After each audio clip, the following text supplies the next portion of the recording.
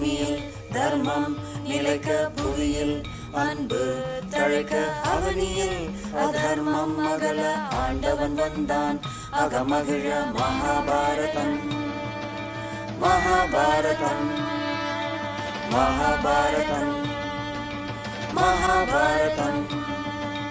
பாண்டவர் துன்பம் போக்க பாஞ்சாலி மானம் காக்க பாரே வியந்து பார்க்க பரந்தாமன் வந்தான் வழி தீர்க்க மகாபாரதம் மகாபாரதம் மகாபாரதம் மகாபாரதம் மகாபாரதம்.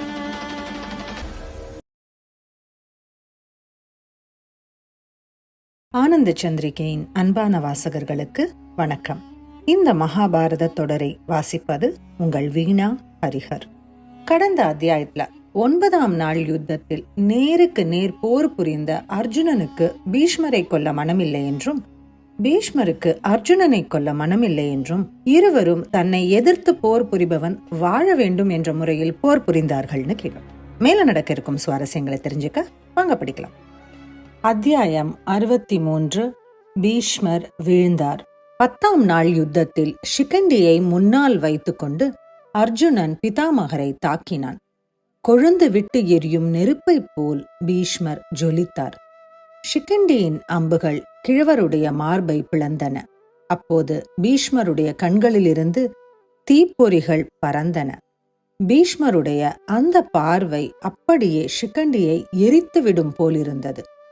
அடுத்த நிமிடம் அவர் கோபம் தணிந்து தனக்கு முடிவு காலம் வந்துவிட்டது என்று எண்ணி பெண் பிறப்பாகிய ஷிகண்டியை எதிர்க்காமலேயே நின்றார். பார்த்தவர்களுக்கெல்லாம் இது அற்புதமாக இருந்தது. தேவர்களும் வியந்தார்கள். ஒரு மனிதன் தான் கொண்ட கொள்கையில் பிடிப்பு உடையவனாக இருத்தல் அவசியம். ஷிகண்டி பீஷ்மருக்கு சமமான வீரன் அல்ல. இருப்பினும் அவன் எய்த அம்பை தடுக்காமல் மார்பில் ஏற்றுக்கொண்டது பீஷ்மரை தன்னுடைய கொள்கைக்காக உயிரையும் கொடுக்கும் தலைவனாக்கியது. தற்காலத்து தலைவர்கள் கொள்கை நிலைப்பாடு, பொது நலம் போன்ற வார்த்தைகளை தங்கள் அகராதியிலிருந்து நீக்கிவிட்டு வாழ்வது மிகவும் வருத்தத்தக்க வாழ்வியல் முறையாகும். ஷிகண்டி பீஷ்மருடைய மனநிலையை கவனிக்காமல் அம்பு மேல் அம்பு எய்து கொண்டே போனான். பீஷ்மர் சும்மா இருந்த சமயத்தில் அர்ஜுனனும் மனதை உறுதிப்படுத்திக் கொண்டு பீஷ்மரை தாக்கினான்.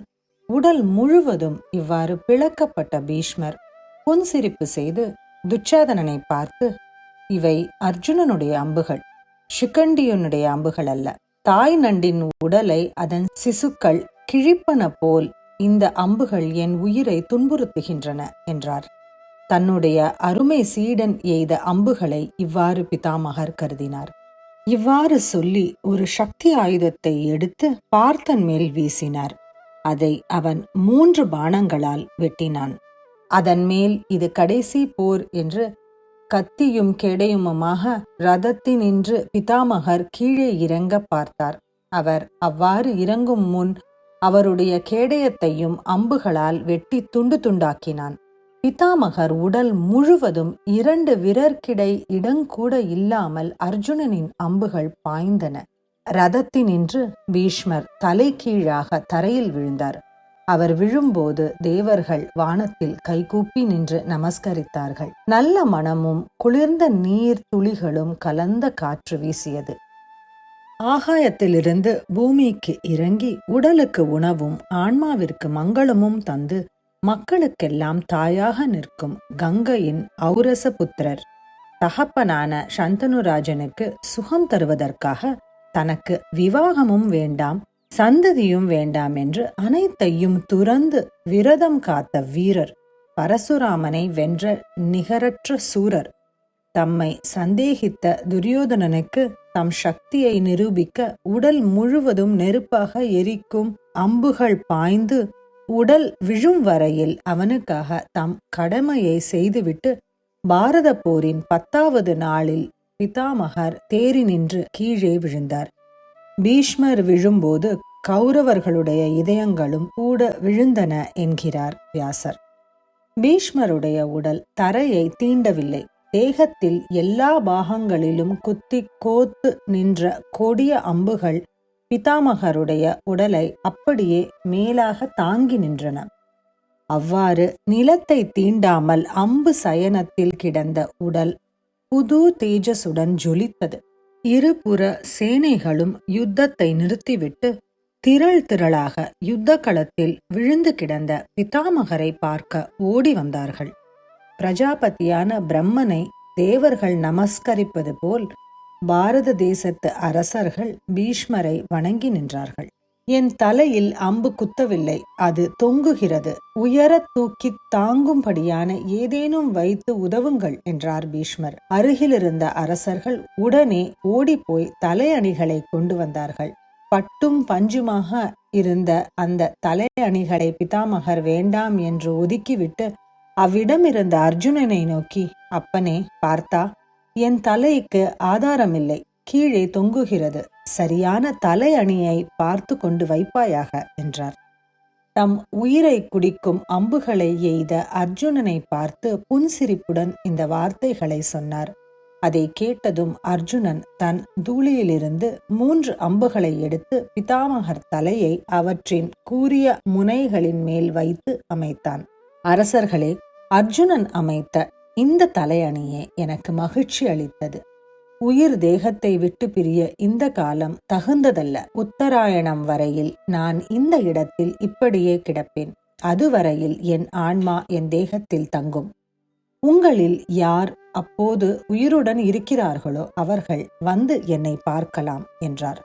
பிறகு பிதாமகர் அர்ஜுனனை பார்த்து, அப்பனே, உடலெல்லாம் எரிகிறது, கொஞ்சம் குடிக்க தண்ணீர் தருவாய் என்றார். உடனே அர்ஜுனன் தன் வில்லை நன்றாக வளைத்து பீஷ்மருடைய வலது பக்கத்தில் அம்பை நிலத்திற்குள் செலுத்தும்படியாக விட்டான். அது பாதாளத்தில் சென்று மறைந்தது. உடனே அவ்விடத்தில் ஒரு ஊற்று கிளம்பி உயர குதித்து பாய்ந்தது. தாயாகிய கங்கை தன் அருமை மகனுடைய தாகத்தை தீர்க்க வந்தது என்கிறார் கவி. அமிர்தம் போன்ற அந்த ஜலத்தை குடித்து பீஷ்மர் தாகத்தை தீர்த்து கொண்டு மகிழ்ச்சி அடைந்தார். துரியோதனா, நல்ல அறிவை அடைவாயாக. அர்ஜுனன் என் தாகத்திற்கு தண்ணீர் எப்படி உருவாக்கினான் பார்த்தாயா? இதை இவ்வுலகத்தில் வேறு எவனால் செய்ய இயலும்? இனி தாமதிக்க வேண்டாம், அவனிடம் சமாதானமாக போ.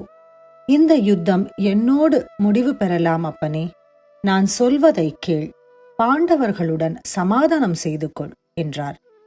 நோயாளிக்கு இறக்கும் தருவாயில் மருந்து பிடிக்காது கசக்கிறது என்பான். அவ்வாறே துரியோதனனுக்கு பிதாமகரின் மொழிகள் பிடிக்கவில்லை. அரசர்கள் அனைவரும் தத்தம் பாசறைக்கு அமைதியாக கலைந்து சென்றார்கள். இந்த அத்தியாயத்தோட நிறைவுக்கு வந்துட்டோம். யாருமே செய்ய முடியாத தியாகத்தை பீஷ்மர் செய்துள்ளார். தந்தை விரும்பிய பெண்ணை திருமணம் செய்து கொள்ள வேண்டும் என்பதற்காக இளமையை விட்டுக் கொடுத்தார். அவர்களின் வாரிசுகள் அரசராக வேண்டும் என்பதற்காக திருமணமே செய்து கொள்ள மாட்டேன் என்று சபதம் ஏற்றார். அவரது தியாகம் கண்டு உலகமே அதிசயித்தது. பீஷ்மர் என்றால் யாருமே செய்ய முடியாத தியாகத்தை செய்தவர் என்று பொருள். மேல நடக்க இருக்கும் சுவாரஸ்யங்களை தெரிஞ்சுக்க காத்திருங்கள். அடுத்த அத்தியாயத்தோட உங்களை சந்திக்கும் வரை உங்களிடமிருந்து விடை பெறுவது உங்கள் வீணா ஹரிஹர்.